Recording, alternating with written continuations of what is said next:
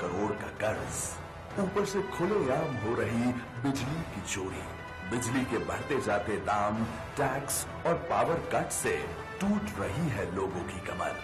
विद्युत उत्पादन में लगा हजारों करोड़ रुपया, पर बिना कोयला वहां पर भी सब कुछ था।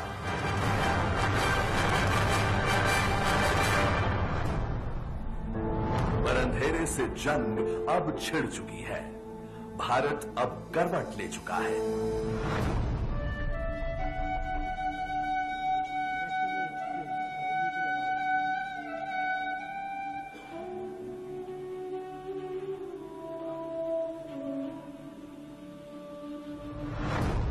मैं एक सपना देखता हूं, एनर्जी सिक्योर इंडिया। संवेदनशील प्रधानमंत्री ने समझे गंभीर हालात और शुरू किया power packed planning and action. शुरुआत हुई स्वयं ऊर्जा मंत्रालय से। समस्याओं की गहन समीक्षा कर 3 मंत्रालय, विद्युत, कोयला और नवीन एवं नवीकरणीय मंत्रालय का समन्वय किया गया।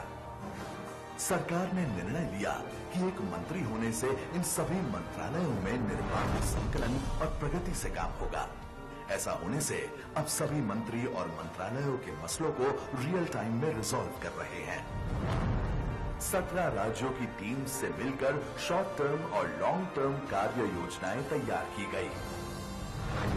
केंद्र की तरफ से चाहे वो डिस्ट्रीब्यूशन नेटवर्क सुधारने के लिए पैसे की आवश्यकता हो, चाहे टेक्नोलॉजी की आवश्यकता हो, जो मदद आपको लगेगी हम उसके लिए तैयार है। मैंने पहले भी इस सदन में कहा था, राज्य सरकार 1 कदम बढ़े, केंद्र सरकार 3 कदम बढ़ने के लिए तैयार है। 24 घंटे बिजली का सपना पूरा करने के लिए भी एक्शन प्लान तैयार हो चुका है।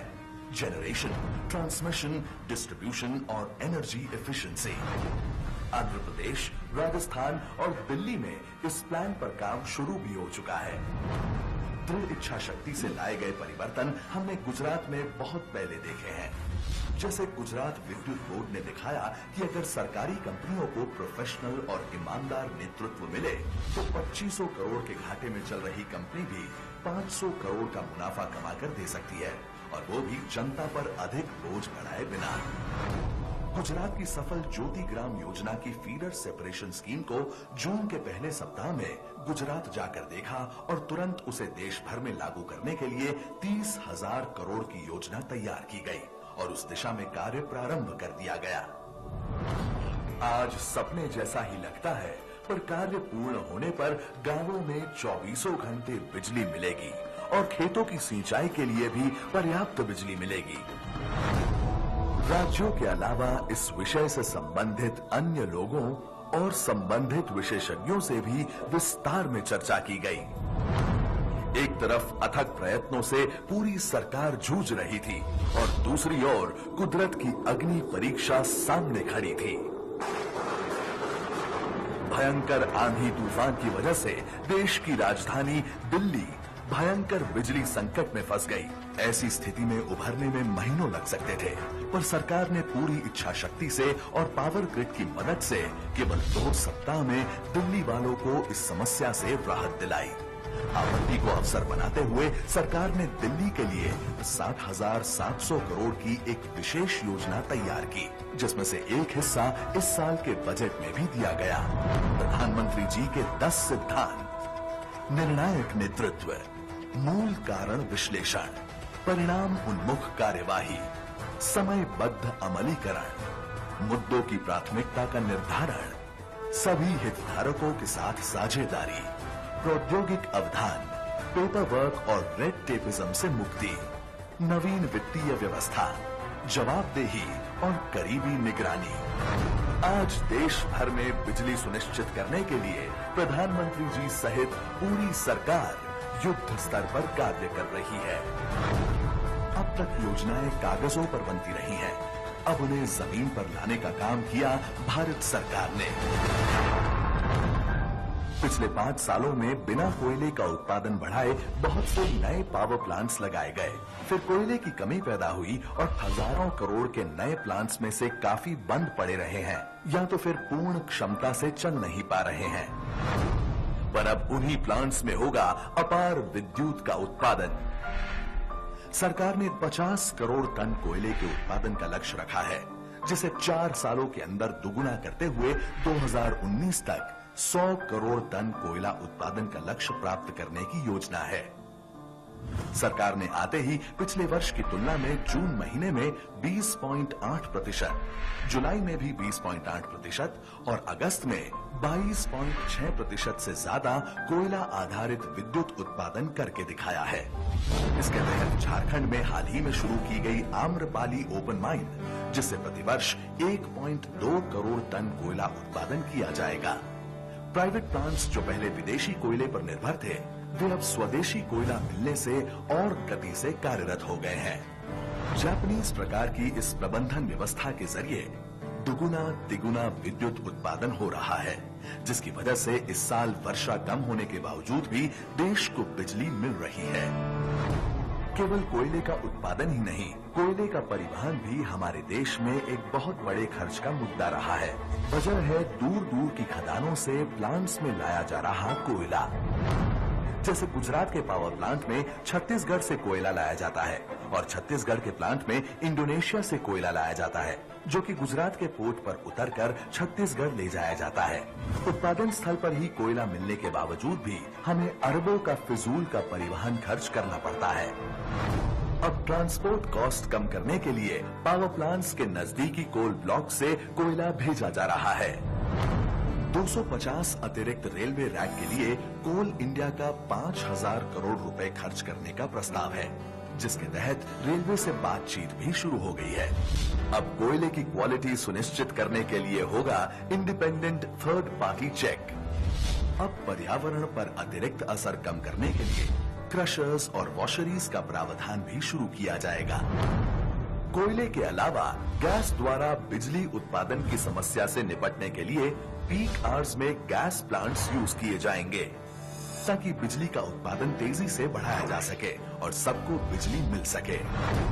2012 में जब ग्रिड कोलैप्स हुई थी, तब अगर इस प्रकार से प्रबंधन किया जाता तो शायद ग्रिड विफल नहीं होती।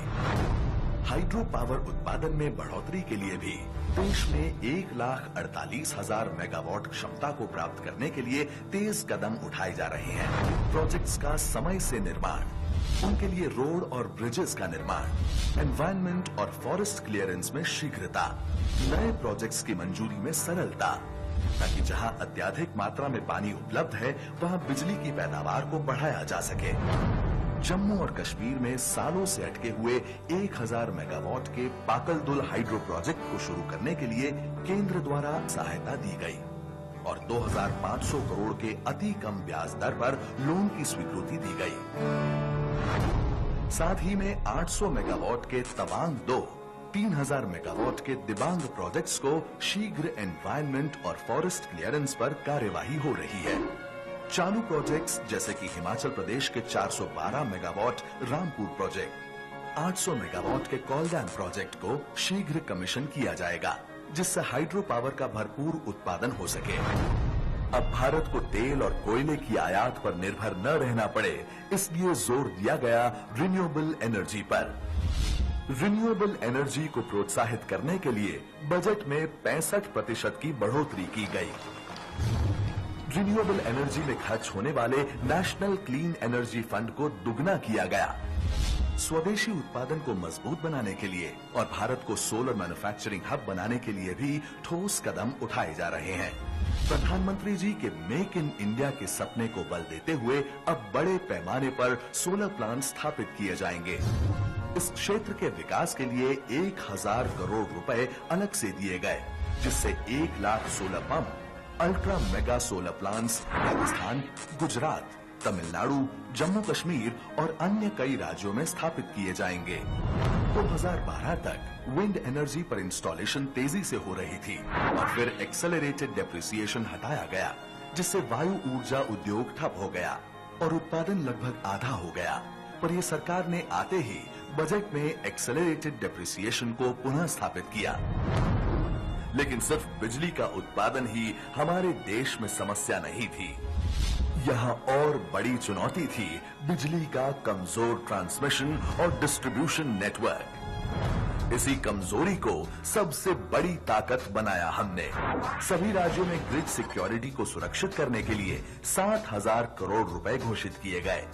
पंडित दीनदयाल ग्राम ज्योति योजना के लिए 43,033 करोड़ की योजना बनाई जा रही है और अगले 3 सालों में इंटीग्रेटेड पावर डेवलपमेंट स्कीम के जरिए डिस्ट्रीब्यूशन नेटवर्क को भी मजबूत बनाने के लिए 32,612 करोड़ की योजना बनाई जा रही है। फिर भी अगर हमें बिजली के दाम नियंत्रण में लाने हो तो जरूरी है 100% स्मार्ट मीटरिंग की, राज्यों में टीएनडी नेटवर्क को अपग्रेडेशन करने की और एटीएनसी के लॉसेस को लगभग आधा करने की। इसके लिए आधुनिक एवं विश्व स्तर की जनरल नेटवर्क एक्सेस फ्रेमवर्क पर आधारित अगले 20 वर्ष की परिप्रेक्ष्य योजना तैयार हो चुकी है। इसके अलावा अंतरराज्यीय ट्रांसमिशन नेटवर्क के लिए भी अरुणाचल प्रदेश व सिक्किम में 4,777 करोड़ रुपए खर्च करने की योजना लगभग तैयार और रोहतक के अन्य राज्यों में 5,100 करोड़ रुपए खर्च करने की योजना करीबन तैयार। Electricity act and tariff policy में भी हो रहे हैं बड़े बदलाव। साथ ही में लंबे समय से रुके हुए 12,272 करोड़ के ट्रांसमिशन प्रोजेक्ट्स को भी मंजूरी दी गई है। National mission on enhanced energy efficiency scheme के लिए 775 करोड़ रुपए की योजना तैयार। आने वाले कुछ वर्षों में हिंदुस्तान के हर गांव में हर गरीब से गरीब परिवार को भी 24 घंटे बिजली पहुंचाना। देश भर में जगह जगह कहीं आयोजनों की रूपरेखा तैयार हो चुकी है तो कहीं अमल की पहली नींव रख दी गई है और ये सब हुआ है केवल पिछले 100 दिनों में, क्योंकि चुनौती जितनी बड़ी हो जोश उतना ही बुलंद होता है। जैसे हमारे प्रधानमंत्री जी कहते हैं, देखो माना दोस्तों, माना कि अंधेरा घना है, माना रात अंधेरी है, अंधेरा घना है, लेकिन यारों दिया जलाना कहां मना है। अब कदम चल पड़े हैं 24 घंटे बिजली के लक्ष्य की ओर। अब अंधेरे से होगा ऐसा उजाला जो उज्जवल करेगा दुनिया भर में नाम हिंदुस्तान का।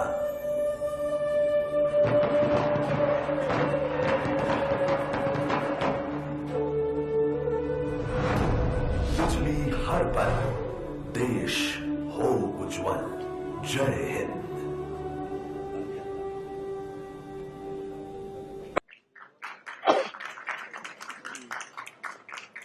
I now request the Honorable Minister to make his opening remarks. I think after such a long movie, I don't think I need to make any remarks. Thank you very much for being with us on this Sunday morning. I may have stressed you out a little bit, but I thought it would be more relaxed morning. It will be easier for me to spend more time with you and get to meet all of you over lunch. Therefore, I thought of doing it on Sunday. First of all, my heartfelt condolences to the families, the bereaved families in Jammu and Kashmir who are facing the trauma of unprecedented floods, both in the valley and in Jammu. And our heart goes out to them. आज प्रधानमंत्री जी भी स्वयं निरीक्षा करने जम्मू कश्मीर गए हैं। कल शाम को नेशनल क्राइसिस मैनेजमेंट कमेटी की मीटिंग हुई, जिसमें केंद्र की तरफ से पूरी तरीके से सहयोग देने का आश्वासन राज्य सरकार को दिया गया और ठोस कदम तय हुए किस प्रकार से वहाँ की जनता की सहायता के लिए केंद्र सरकार पूरी तरीके से जुट जाएगी। आज वास्तव में फिल्म थोड़ी लंबी हो रही थी। मैं अभी बता रहा था कि 3 मंत्रालयों के विषय में चर्चा करने जब बैठते हैं तो स्वाभाविक है बहुत सारे विषय होते हैं। वैसे मैं अपना डैशबोर्ड अगर देखूं, आज आने के पहले थोड़ा स्टडी कर रहा था मेरा डैशबोर्ड, तो लगभग 263 विषय हैं जो मेरे आने के बाद हमने समझे हैं, सीखे हैं, फ्लैग ऑफ किए हैं. There are 263 items that are being monitored in the 3 ministries towards achieving our goal of 24/7 power for every home in the country, get rid of the scourge of generators and inverters, and get India back into the double-digit growth, which certainly cannot be achieved without substantial growth and increase in the manufacturing and industrial sector. We may have had several discussions maybe with several of you on individual problems that I inherited, some of which was reflected also in the film you just saw. But I must tell you that when I took charge of the 3 ministries, rather than the excitement of becoming a minister and holding charge of such critical portfolios, I think for me it was somewhat a baptism by fire, as some of the journalists used to themselves call it. From the day one, I had to hit the ground running. I was faced with many challenges. But more importantly, as I got into more details about the working and what had happened in the last few years, and maybe in some issues over the last 6 decades, I think the issues that I inherited were substantially more challenging. The problems and difficulties were deeper than I had ever anticipated while I was sitting in the opposition benches. And towards that extent, I do feel humbled at the immense trust and confidence the Honorable Prime Minister has reposed in me in sorting out this important subject and the problems faced by the people of India. देश में कई राज्यों में समस्याएं हैं, कई राज्यों में विशेष समस्याएं हैं. कुछ राज्यों में तो सालाना 10-15 हजार करोड़ का नुकसान, और इस प्रकार से 7-8 राज्य ऐसे हैं जहां पे लोकल डिस्कॉम्स की परिस्थिति एकदम ही खराब हो चुकी है. ऐसे ही इसी बीच में कोयले के विषय में, और आप सभी ने अपने अपने टीवी पे, न्यूज़पेपर में, मैगजीन में मुझे कोयले के बारे में काफी कुछ ललकारा है. कोयले के विषय में भी काफी समस्याएं मेरे सामने आई. पुराने विषय जहाँ पे कोयले के ब्लॉक्स के आवंटन की भ्रष्टाचार का विषय जो सुप्रीम कोर्ट में चल रहा है, जिसमें मैं उम्मीद करता हूँ कि मंगलवार को पूर्ण रूप से फैसला आएगा. इसी प्रकार से गत 4-5 वर्षों में कोयले का उत्पादन बहुत ही सीमित मात्रा में बढ़ा, जिसकी वजह से आज कोयले की किल्लत लगभग पूरे देश में है. और रिन्यूएबल एनर्जी सेक्टर में, जहां विंड एनर्जी और सोलर में खास तौर पे बहुत बड़ी संभावना थी देश की प्रगति करने की, उन दोनों क्षेत्र में मुझे विरासत में मिला. विंड पावर लगभग ध्वस्त हुआ क्योंकि उसमें एक्सेलरेटेड डेप्रिसिएशन, जो एक फिस्कल इंसेंटिव दिया जाता था, वो विड्रॉ कर लिया गया था 2.5 वर्ष पूर्व. और सोलर पावर में 22 मई को 4 दिन पहले, मेरे मंत्रालय में भाग संभालने के 4 दिन पहले ही सोलर पावर के ऊपर और सोलर पावर के प्लांट्स लगने के ऊपर एक एंटी डंपिंग ड्यूटी लगने के बादल छा रहे थे. ये परिस्थिति मुझे तीनों खातों में मिली. पावर में, जहां पे कई राज्यों में बहुत तकलीफ, कई राज्यों में बहुत ज्यादा आउटेजेस, पावर कट, डिस्कॉम्स की हालत खराब, कई प्लांट्स चल नहीं रहे हैं तो जनरेशन कम है, ट्रांसमिशन डिस्ट्रीब्यूशन मजबूत नहीं किया कई वर्षों से. इसलिए दिल्ली जैसे अपनी बहुत महत्वपूर्ण शहर, हमारी राजधानी, राष्ट्र की राजधानी में जनता को बिना बिजली के त्रस्त रहना पड़ता था. कोयले के आवंटन, कोयले के उत्पादन, कोयले के संबंध में समस्याएं और अपारंपरिक ऊर्जा, नवीकरण ऊर्जा में भी बहुत गहरे संकट मुझे विरासत में मिले. पर हमारे प्रधानमंत्री जी का जो हौसला है वो बुलंद है. उनका हमारे पास मार्गदर्शन भी और आशीर्वाद भी हर वक्त प्राप्त होता रहता है. और उन्होंने ये हौसला दिया कि ऐसी कोई समस्या नहीं है जिसका हम हल नहीं निकाल सकते. जब सरकार मिलजुल के काम करेगी, सरकार हर विषय को एकजुट होकर समस्या का समाधान निकालेगी तो ऐसा कोई विषय नहीं है जिसमें निराश होने की जरूरत है। ऐसा कोई विषय नहीं है जो हम रिजॉल्व नहीं कर सकते। इसी कॉन्फिडेंस के साथ जब हम लगे तो जैसा कि आपने फिल्म में भी देखा, एक एक विषय को टारगेट करते हुए समस्याओं के सामने हम क्या उपाय ला सकते हैं, हर समस्या के लिए क्या उपाय ढूंढा जाए जो वास्तव में समाज के आखिरी वर्ग तक, आखिरी व्यक्ति जो समाज का सबसे छोटे दर्जे का भी व्यक्ति हो, जो लास्ट मैन स्टैंडिंग है समाज में, उस तक बिजली पहुंचे, सही दाम पे पहुंचे, अच्छी क्वालिटी की बिजली मिले और उसके जीवन में उजाला आए, उसके जीवन में कैसे सुधार आए, ये लक्ष्य रखते हुए जो 10 सूत्र अभी फिल्म में भी बताए गए, उन सूत्रों पे काम करते हुए हम आज 100 दिनों का रिपोर्ट कार्ड एक तरीके से आपके सामने पेश करने के लिए आए हैं।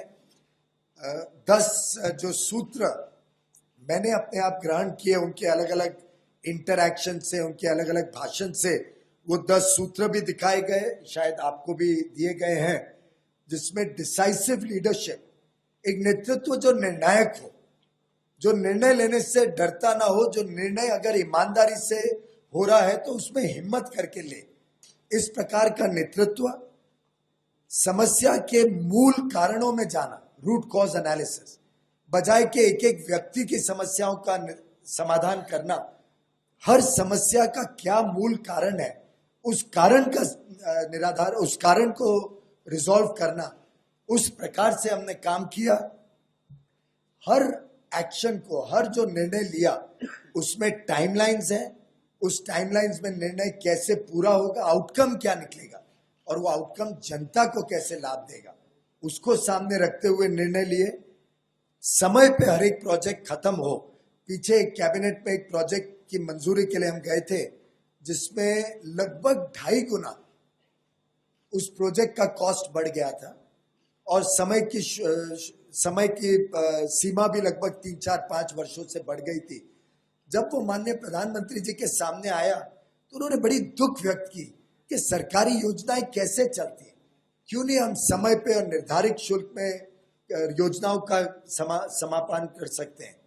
उसी समय उन्होंने ये भी कहा कि कुछ केसेस को टेस्ट केस करके हम डिटेल्ड में स्टडी करें कि ऐसा क्यों होता है, किस प्रकार से आगे ऐसा नहीं होगा।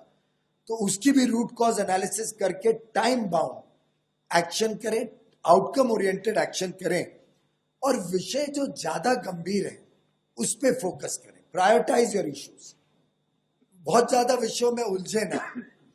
जो चीजें ज्यादा अर्जेंट हैं, कुछ विषय लो हैंगिंग फ्रूट्स हैं जिस पे अगर हम फोकस करते हैं तो उससे समाज में और इस क्षेत्र में जल्द से जल्द कुछ ना कुछ सुधार जनता को दिखने लगेगा। और हर एक स्टेक होल्डर को, चाहे वो राज्य सरकारें हों, कंज्यूमर्स हों, मैन्युफैक्चरर्स हों, लोकल इक्विपमेंट के, हर स्टेक होल्डर को साथ में जोड़ें, हर एक की समस्याओं को समझते हुए आगे काम करें। और टेक्नोलॉजी, नई टेक्नोलॉजी जिसका एक तरीके से दुनिया हमसे काफी आगे चली गई है, ऐसी नई टेक्नोलॉजियों को जहां विदेश से मिल सकती है विदेश से लाया जाए, जहां भारत में, और मैं मानता हूं कि भारत के जो साइंटिस्ट हैं, भारत के जो एक विशेषज्ञ अलग अलग फील्ड्स में हैं, उन सब की नॉलेज को क्यों ना हम भारत में ही हार्नेस करें और साइंटिफिक रिसर्च और टेक्नोलॉजी का भारत में तेजी से निर्माण हो, तेजी से उसमें प्रगति हो, उसका इस्तेमाल इस क्षेत्र में करें। किस प्रकार से रेड टेपिज्म और पेपर वर्क कम हो, उसमें तो तीनों मंत्रालय जुटे हुए, डेलीगेशन ऑफ पावर्स, कोई जरूरी नहीं है हर एक कागज 10-10 लोग देख के और फिर मंत्री तक आए। గిరిజనులు మెచ్చకుండా ఎంతవరకు సాధ్యమైతే అంతవరకు మీరు 180 టీఎంసీ కాదు 320 టీఎంసీ వాడుకోండి, ఖమ్మం జిల్లాని ముంచెత్తని చెప్పారు.